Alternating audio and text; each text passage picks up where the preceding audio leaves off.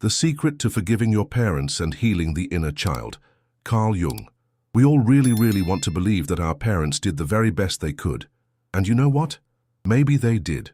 Maybe they truly poured every ounce of themselves into raising us, using all the tools, all the understanding, and all the love that was available to them at that specific time in their lives. But what happens when the decisions they made, the words they spoke, or just as powerfully, the words they never dared to speak, the gestures they expressed, or even their complete absence, continue to deeply shape and sometimes even subtly haunt our adult lives? What happens when we look back, perhaps with new eyes, and slowly start to realize that the silent, heavy weight of their influence is still very much with us? It's there, affecting how we choose to love, how deeply we allow ourselves to trust, and most crucially, how we perceive and treat ourselves every single day. There's a particular kind of quiet, gnawing pain that very few people are truly willing to acknowledge, let alone openly discuss. It's the profound pain of having been hurt in some way by the very people who were supposed to be our safest haven, our ultimate protectors. This pain is incredibly difficult to admit, even to ourselves, and it's even harder to confront head-on. Why? Because it often hides behind thick layers of excuses, behind cultural justifications that we've all heard 1,000 times. We hear comforting but sometimes untrue phrases like, "Oh, that's just how things were back then," or "They had such a tough life, you can't blame them," or "They truly didn't know any better." And while these statements might carry a grain of truth, a sliver of understanding, they simply do not and cannot erase the very real, very deep emotional wounds that were left behind. The hurt quietly remains, a persistent hum beneath the surface of our lives. It influences how easily we connect with others, how firmly we manage to set our personal boundaries, and perhaps most fundamentally, how we truly perceive our own inherent worth in the world. Carl Jung, who was one of the most incredibly insightful and influential thinkers in the field of psychology, dedicated a massive part of his life's work to truly understanding how our childhood experiences profoundly shape the entire human psyche, our very soul. He had this deep belief that the experiences we gather during our formative, tender years leave a permanent, indelible imprint on our unconscious mind. According to Jung, anything that we do not make conscious, anything we don't bring into our awareness, will stubbornly continue to direct our lives from the shadowy depths. And in our ignorance, he said, we will simply call it fate. Many of these unconscious forces, he powerfully argued, stem directly from the complex relationship we had, or perhaps the relationship we sorely didn't have with our parents. Maybe you grew up with a father who was emotionally distant, someone who was physically present in the house, but never truly emotionally there for you. And now, as an adult, you might find it incredibly challenging, almost impossible, to truly open up emotionally to others, or to genuinely believe that people won't eventually abandon you, just like that emotional distance felt. Or perhaps your mother was constantly, overtly critical, and now you live with a relentless inner voice that constantly whispers, "You're not good enough," no matter what you achieve. Maybe you learned, at a very tender young age, that to survive, to be loved, you had to become a people pleaser. You learned to automatically suppress your own authentic emotions, your deepest desires, your very real needs. Why? Because every single time you dared to express them, you were met with disapproval, a chilling silence, or even outright punishment. These kinds of wounds don't magically disappear simply because we grow older. They don't just vanish into thin air just because we've learned to function reasonably well in the adult world, holding down a job or paying our bills. No, these wounds remain buried incredibly deep within us, often hidden in the shadow parts of our psyche, quietly, insidiously influencing our emotions, guiding our choices, and shaping the very nature of our relationships. That's precisely why, no matter how much we try, how hard we push to move forward, we often find ourselves inexplicably trapped in repetitive, painful cycles. We end up living out the very same pain, but in different scenarios, with different people, over and over again. It can genuinely feel like life is somehow pushing us into an endless loop of emotional déjà vu, a replaying of old hurts. But here's something absolutely crucial to understand, something that can shift your entire perspective. True healing doesn't start by pointing fingers, by assigning blame, or by dwelling on what went wrong. No. Healing always begins with deep, courageous awareness. We absolutely cannot change the past, That's a fixed point. But we possess the incredible power to change how we relate to that past, how we carry it, and how it impacts us today. Forgiving our parents in this context doesn't mean excusing their past behavior. It doesn't mean diminishing the very real pain we endured or pretending it wasn't that bad. What it does mean is releasing the heavy, suffocating burden we continue to carry, often unknowingly. It means bravely breaking the cycle so that this pain doesn't continue with us, so we don't unconsciously pass it down to our partners, to our own children, or even, heartbreakingly, to ourselves. It's about setting yourself free. So, how do we even begin this profound, often challenging process? How do we truly forgive and embark on the path of healing? First, and perhaps most vitally, we must courageously recognize the deep roots of our pain. We must come to honest terms with the undeniable fact that our childhood experiences have, in profound ways, deeply shaped our adult identity, who we are right now. Only when we fully, compassionately acknowledge how those early experiences truly molded us can we even begin the delicate, intricate process of untangling the emotional patterns that are simply no longer serving us, no longer helping us thrive. Our childhood doesn't just disappear into thin air because we grow up and add candles to our birthday cake. It remains vividly alive within us, echoing subtly in our thoughts, clearly reflected in the dynamics of our current relationships, quietly hidden in our deepest fears, and unfortunately often repeated in our behaviors. It is in those tender, impressionable years of childhood that the very first seeds of our core beliefs were planted. Beliefs about what love is, what trust means, what true safety feels like, and how much self-worth we inherently possess. If those precious seeds were planted in soil that was filled with neglect, persistent fear, harsh criticism, or painful abandonment, then their roots still run incredibly deep into our adult lives, even if we don't clearly see them or consciously acknowledge their influence. Jung, with his brilliant mind, explained that the unresolved issues, the unhealed hurts of our childhood, continue to unconsciously manifest themselves throughout our entire adult lives. This means that the overall emotional atmosphere we grew up in, the specific kind of praise we did or didn't receive, the love we felt we had to constantly earn or were outright denied, the boundaries that were either too rigid and suffocating or completely non-existent, all of it becomes the unconscious blueprint, the foundational map for how we experience life as adults. We may not consciously remember every single moment of our very early years, but our current emotions, our automatic reactions, and our coping mechanisms are living, breathing reflections of what we absorbed back then, like a sponge. Think about this for a moment. A child who felt deep down that they constantly had to earn their parents' love by getting perfect grades, by always being obedient, by never ever expressing anger or sadness, will very likely grow up into an adult who relentlessly seeks external validation. Someone who lives with a profound fear of rejection, who tries too hard to be liked by everyone, who believes deep down in their core that their value lies solely in what they do, rather than simply who they are. This isn't because they consciously chose this way of being, but because their unconscious mind learned that this is how love works in the world. Or consider a child who grew up in a home environment saturated with constant judgment and harsh criticism, where every mistake was met with shame rather than gentle understanding and support. That child might very well become an adult who is terrified of failure, who sets impossibly high, often self-defeating, standards for themselves. An adult who hears a relentless inner critic whispering, "You're not good enough," every single time they try something new or step outside their comfort zone. What began as a childhood defense mechanism, a way to survive, tragically becomes a lifelong pattern, not because we want to suffer, but because the unconscious always seeks what is familiar, even if that familiarity ultimately brings pain and limits our joy. This is absolutely not about blaming our parents for every single hardship or struggle we face in our adult lives.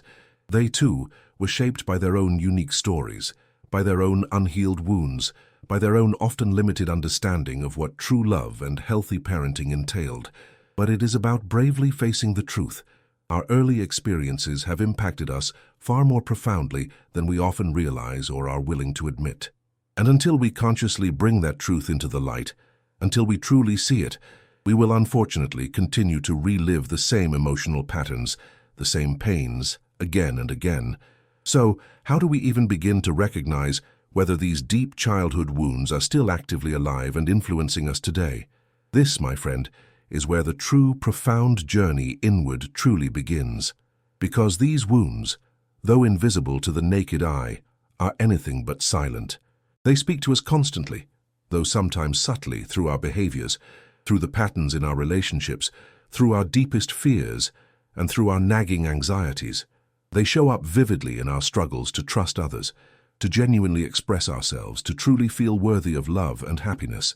They appear plainly in our perfectionism, our crippling fear of rejection, our uncanny tendency to sabotage happiness the very moment it feels real and within reach. Time alone, simply passing, does not magically heal these kinds of deep wounds. Denying them or pushing them away certainly doesn't make them vanish. Only by looking inward, with unflinching honesty and profound self-compassion, can we even begin to understand where our pain truly comes from and, crucially, how to gently begin the process of healing it. This path, I must be honest, isn't easy or always comfortable. It requires us to revisit parts of our past, to allow ourselves to feel things we've spent years, perhaps decades, skillfully avoiding. It demands that we bravely unlearn what was never truly good or true for us. But in doing so, in taking these courageous steps, we begin to reclaim our inherent power.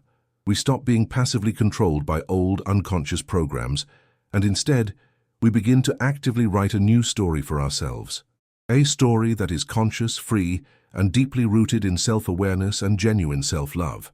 Carl Jung wisely taught us that the unconscious does not, and will not, remain in the darkness forever. Sooner or later, it desperately seeks to express itself, to be seen and heard.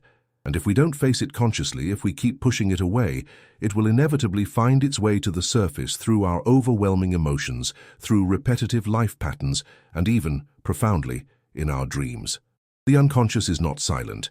It waits patiently for the right moment to be seen, to be heard, to be understood. And if we keep ignoring its gentle whispers, it will speak louder and louder each time, often through confusion, through emotional chaos, and through repeated cycles of suffering. One of the first, most striking signs of an unresolved, unhealed wound is the persistent presence of what we call triggering emotions. Think about it. Have you ever found yourself reacting incredibly strongly, perhaps even explosively, to something that, on the surface, seemed minor or utterly insignificant? Chances are, in those moments, you weren't just reacting to what was happening in the present. You were responding to something much, much older, something hidden deep within you, like an echo from the past.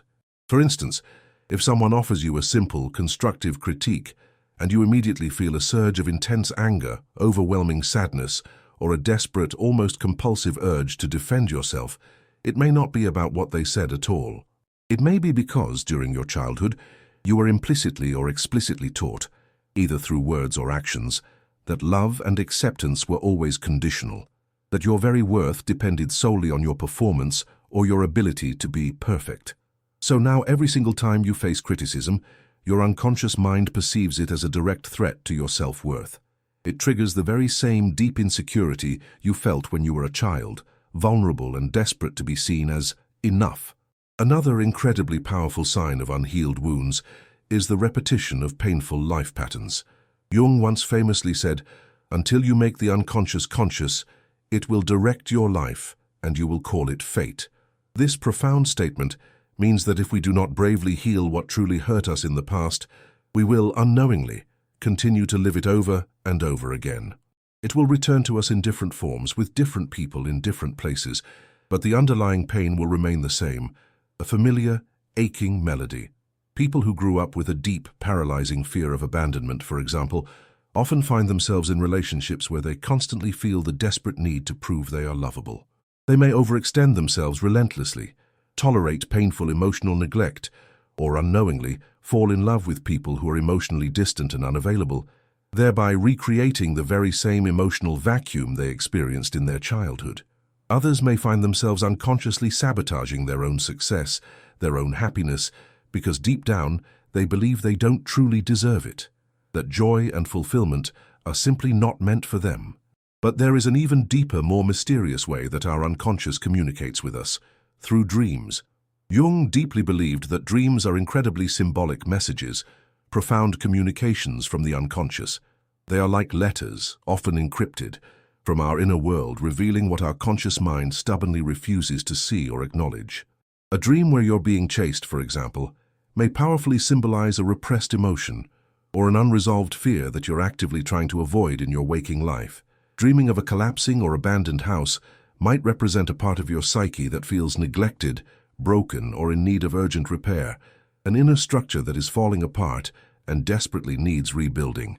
Even the appearance of authority figures in dreams can often signal unresolved emotions and dynamics related to your relationship with your own parents. If you're someone who constantly seeks the approval of others, it could mean that as a child, you never felt truly unconditionally accepted by your parents. If you feel a compulsive, overwhelming need to control every single aspect of your life, perhaps you grew up in an environment filled with chaos and unpredictability, and your nervous system learned to equate safety with strict control. Everything we do in the present moment, every single reaction, every deep-seated fear, every compulsive behavior has roots in our past. Each one is intricately tied to a moment, often long forgotten, that profoundly shaped how we see the world and navigate our lives today. But recognizing the wound is truly only the very beginning. Healing, my friend, is far more complex, far more nuanced. There is something else that makes this process even more challenging: the shadow. The shadow is the hidden, often darker side of our psyche. It's the part of ourselves we consciously or unconsciously deny, reject, or simply don't want to see or acknowledge. Yet, despite our avoidance, it still affects us silently but powerfully, pulling strings from behind the scenes. When we think about our parents, we often fall into extremes. We either idealize them, convincing ourselves, perhaps against all evidence, that they did nothing but the best they could, that they were flawless. Or we swing to the opposite extreme, demonizing them, blaming them entirely for every bit of our suffering and unhappiness. But the truth, as always, lies somewhere in that messy human middle. Our parents were fundamentally human beings, flawed, wounded, and themselves deeply shaped by their own unique stories, their own unresolved pain. They too had their own shadows. They too carried fears that subtly, or not so subtly, governed their behavior. And without ever consciously knowing it, many of those shadows, those patterns, were unconsciously passed down to us. Not genetically like eye color, but emotionally, behaviorally, relationally. We inherit not only physical traits or personality quirks, but also complex emotional patterns. We might inherit a tendency towards silence, a deep sense of shame, emotional coldness, pervasive anxiety, excessive overprotection, or even the subtle inability to express love freely and openly. The things they could not or would not heal often become the very wounds we are left to courageously confront in our own lives. And unless we choose to face them, to bravely look into the family shadow and bring light to what has been hidden for generations, we will inevitably continue to repeat the cycle. We will keep wondering why life feels so heavy, why our relationships continue to hurt, and why true, lasting peace seems so frustratingly distant. Carl Jung defined the shadow as the hidden side of our psyche. These are the parts of ourselves that we have repressed, buried deep, often because we learned at some point in our lives, from a parent, a teacher, or society itself, that these traits were wrong, undesirable, or simply too painful to acknowledge. These are fragments of our precious personality that we've pushed deep into the unconscious. But what we suppress does not magically vanish. It lingers persistently in the shadows, operating silently, subtly shaping our choices, our relationships, and even our very identity. This same powerful dynamic often manifests in how we perceive our parents. Many of us grow up skillfully denying their flaws, not because we genuinely don't see them, but because recognizing them, truly seeing their imperfections, hurts deeply. Admitting that our parents made mistakes, that they weren't perfect, would mean accepting that the very people who were supposed to love and protect us unconditionally may have also, perhaps unintentionally, hurt or failed us. And that, my friend, is an excruciatingly difficult truth to face, a profound challenge to our deepest needs for safety and unconditional love. In some cases, we swing dramatically to the opposite extreme, demonizing our parents, turning them into villains in our internal narrative, and clinging to resentment as a form of emotional armor. a way to protect ourselves from further hurt. But here's the profound paradox. Even when we intensely resent them, we often remain emotionally tied to them through that very resentment. We are still bound to their influence, still haunted by their shadow, still reacting to wounds left unhealed and unconfronted. Yet the family shadow goes even deeper than just how we perceive our parents. It's also deeply embedded in the patterns and behaviors we've unconsciously inherited and perpetuated. Perhaps we were raised by an emotionally distant father, and we've spent our entire lives consciously rejecting that coldness, vowing to be completely different. But if we're brutally honest with ourselves, how often do we unconsciously withhold our own emotions in relationships? How many times have we subtly, unknowingly, created distance in our most intimate connections without even realizing it? The profound truth is, what we most resent, what most infuriates us, in our parents often subtly mirrors what we've internalized and carry within ourselves. It's far, far easier to see their mistakes, their shortcomings, than to bravely confront the ways we've unknowingly replicated them in our own lives. It's simpler to say, "My mother didn't know how to love," than to courageously ask ourselves, in what ways do I also struggle to express love or to receive it fully? It's easier to blame our father for being overly critical than to honestly acknowledge how harsh we've become with ourselves, or perhaps with others, in our own lives. The shadow then isn't just what we despise or reject about our parents, it's also what we unknowingly carry forward, what we repeat, what we subtly become in our own lives. And until we bravely bring these unconscious truths into the light, until we truly see them, we remain trapped in frustrating cycles of repetition, living out the same pain, making the same choices, and sometimes becoming the very people we swore we'd never, ever be. When we're not consciously aware of our own shadow, we inevitably project it onto others. This is where the powerful psychological mechanism of projection comes into play. One of the most subtle, yet profoundly powerful ways the unconscious forces us to confront what we stubbornly refuse to see within ourselves. Carl Jung brilliantly explained that we project onto others the very parts of ourselves we simply cannot or will not accept. In other words, what we refuse to acknowledge within ourselves, we begin to see outside of us, reflected in the behaviors of others, in our partners, our friends, even our own children. Projection is the unconscious mind's clever defense mechanism. It skillfully shields us from the intense pain of self-confrontation by making the problem appear external, as if it belongs to someone else. But this also keeps us deeply stuck. When we don't consciously make our own wounds and patterns visible, we are unfortunately doomed to repeat them, often without even realizing the underlying connection. Consider this deeply. If we were raised by excessively demanding parents, we might grow into adults who push ourselves relentlessly, never feeling good enough, never allowing ourselves true rest or self-compassion. Or we might become overly critical of others, unconsciously echoing the harsh, demanding voices from our own past. If we grew up in an environment where love was inconsistent, where one day we felt cherished and embraced, and the next, inexplicably ignored or abandoned, we may now find ourselves mysteriously attracted to chaotic, emotionally unstable relationships. We might be drawn to intense emotional highs and lows that feel disturbingly familiar, even comforting in their familiarity. We may complain endlessly about feeling unloved or abandoned, completely unaware that we are, in a very real sense, unconsciously choosing relationships that precisely replicate the emotional instability we once knew. This is no coincidence, my friend. The unconscious seeks what is familiar, what it knows, even if that familiarity ultimately brings deep pain and limits our potential for joy. There is a powerful, insightful exercise worth trying here. Think deeply about the traits in your parents that bothered you the most, the ones that triggered you, that caused you the most frustration or pain. Were they authoritarian, emotionally unavailable, cold, dismissive, overly anxious, or perhaps controlling? Now ask yourself with raw, unflinching honesty, in what ways, perhaps subtly, perhaps unknowingly, have I adopted those very same behaviors?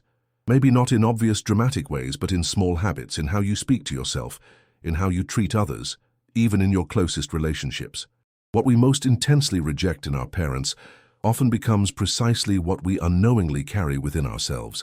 And what's most ironic, most heartbreaking, is that many of us are unconsciously drawn to people who eerily resemble our parents, hoping deep down to finally rewrite the old story, to heal the original wound by reliving it in a different, perhaps more hopeful way.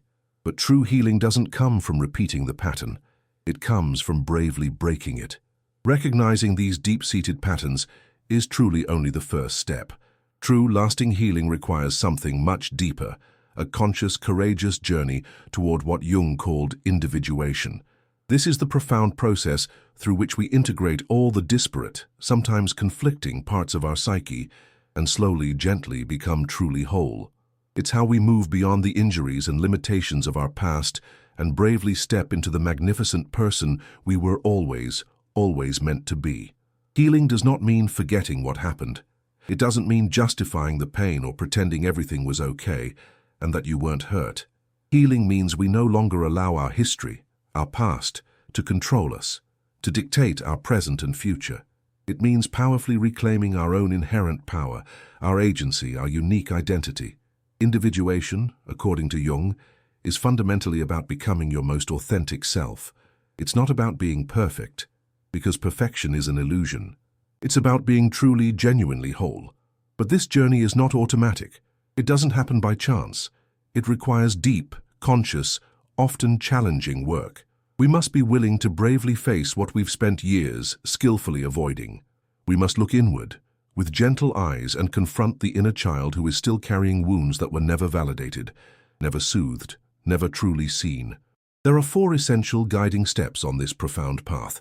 First, acknowledge the wound without victimhood. We simply cannot heal what we refuse to recognize. This means bravely admitting that our childhood experiences left marks on us, some subtle, some incredibly deep. It's not about blaming our parents forever or staying trapped in endless anger.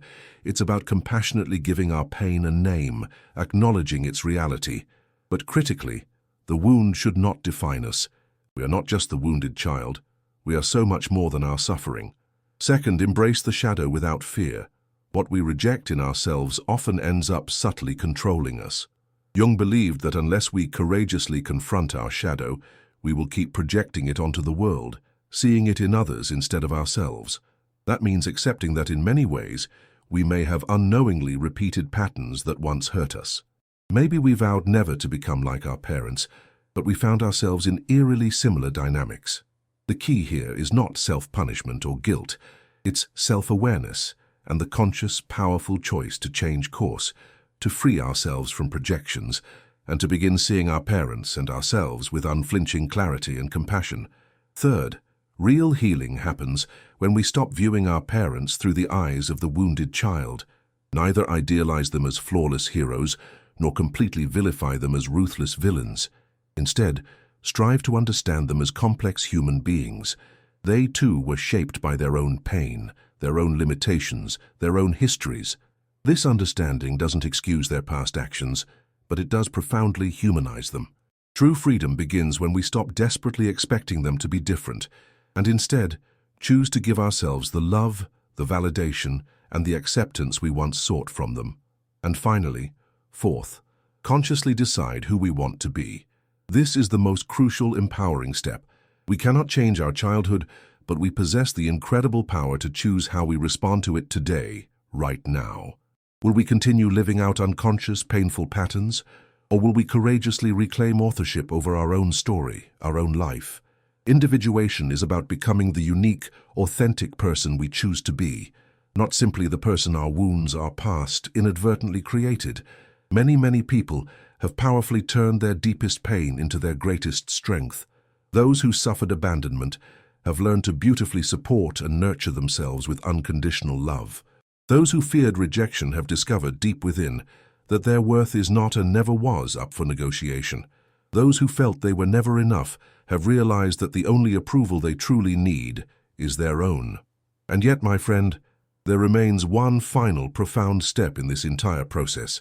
The most difficult, perhaps, but also the most deeply transformative: forgiveness. Not as a favor to our parents, not because they necessarily deserve it, but as an immense liberating gift to ourselves. Forgiveness is not about forgetting or minimizing the pain you experienced. It is not about saying, "Oh, it wasn't that bad." Forgiveness, in its purest, most powerful form, is a form of profound personal liberation. It is the moment we consciously decide to stop carrying the heavy, exhausting weight of the past. It is the moment we truly set ourselves free. Carl Jung spoke eloquently of the process of integration, a deep, courageous inner journey that invites us to see our personal history with unflinching clarity, stripped of both victimhood and denial. It's not about painting ourselves as utterly helpless or pretending that nothing painful ever happened. Instead, it's about bravely facing the truth precisely as it is. In this powerful process, we stop reflexively idealizing our parents as flawless heroes or condemning them as ruthless villains. We begin with open hearts to see them for what they truly are: human beings, complex, struggling humans with their own wounds, their own shadows, their own emotional limitations and blind spots. So often, we carry a silent, nagging resentment that we don't even realize is slowly, subtly hurting us more than anyone else. It festers quietly beneath the surface, shaping our thoughts, coloring our perceptions, and influencing our relationships. We cling tightly to the idea that our parents should have been different, that they should have known better, should have done more, should have loved us more consciously and perfectly. And while that feeling, that deep yearning, is profoundly valid, born from very real unmet emotional needs, the undeniable truth remains: the past cannot be rewritten. Waiting for emotional justice, waiting for that perfect apology that may never, ever come, only extends our suffering and cruelly delays our own healing journey. True forgiveness is not about convincing ourselves that the pain inflicted upon us was somehow okay or deserved. It's not about erasing what happened from our memory. Forgiveness begins when we make the conscious, powerful decision that we no longer want that pain to shape our lives. It happens when we fiercely refuse to let the past continue dictating our present, our happiness, our future.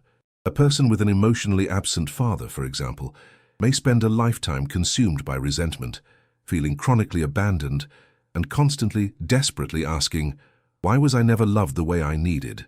But that person also has the incredible power to pause, to reflect, and to ask themselves a different, more liberating question. Who was my father before he became my father? What story shaped him? What emotional wounds did he carry? What limitations did he face? Long before I ever even entered the picture, Jung reminded us of a powerful, often overlooked truth. What we fail to integrate, what we refuse to confront and process, will continue to repeat itself in our lives. If we remain shackled to intense anger and blame, it is highly likely that the very same unresolved pain will continue showing up again and again in our relationships and life patterns. If we are constantly waiting for our parents to acknowledge the damage they caused, to finally give us that validation, we are still, in a very real sense, giving them control over our emotions and our precious healing journey. Taking back that power means choosing consciously to look inward instead. There is a powerful, deeply cathartic practice that can significantly help us with this process. It begins with writing a letter, a raw, honest, uncensored letter. In it, say absolutely everything you've ever wanted to say to your parent but couldn't or didn't. Speak from your deepest pain, from your anger, from your profound sadness. Don't hold anything back. Pour it all onto the page. Then, take a second sheet of paper and incredibly write a response as if you were your parent. Not to excuse their actions, not to diminish your pain, but to try, for a moment, to see their story from a new perspective. Try to understand what they might have felt, what they might have gone through, what emotional burdens they carried themselves. This exercise is not about justifying what they did. It's about releasing the immense emotional weight we've been holding for so long. It's about realizing that healing is a journey we must choose to walk ourselves. At the end of the day, the ultimate responsibility for our healing does not and cannot belong to anyone else. It belongs entirely to us. And there is one final, incredibly profound lesson that has the power to transform your life forever: how to turn your pain into wisdom. Because true transformation is not just about letting go of the past. It's about courageously using that very past to consciously create a more authentic, more conscious and more fulfilling life for yourself. You cannot change what happened, that's a fact. But you can absolutely choose what you will do with it, how you will allow it to shape you going forward. Childhood leaves marks. Some are visible, obvious. Others are hidden deep within the unconscious, buried away. We spend years, sometimes decades, trying to make sense of it all. trying to understand why our parents were the way they were, why they hurt us, why they never gave us what we so desperately needed or longed for. But there comes a crucial point in every healing journey when a powerful choice must be made. Will we continue to be prisoners of our past story, endlessly reliving it, or will we choose, with conscious intention, to transform that pain into profound wisdom and strength? Carl Jung wisely taught us that true growth, true evolution, occurs when we stop desperately running from our shadow and instead begin to courageously embrace it. The very same principle applies powerfully to our past. It's not about ignoring what happened or pretending it didn't matter. It's not about staying stuck in endless resentment. It's about looking at our history with new eyes, with a new understanding, a new compassion. It's about turning every single scar into fuel for our own magnificent transformation. That childhood wound, the one that left you feeling abandoned, unworthy, unseen, unheard, that very wound can become the powerful force that helps you grow, that propels you forward. If you were never emotionally supported, you can now learn to be the one who holds yourself with immense tenderness, with unwavering self-compassion.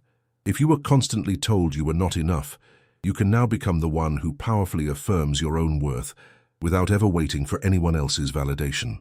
If you grew up in an emotionally cold or distant environment, you now have the profound power to break that cycle and become someone who loves with presence, with warmth, and with deep awareness.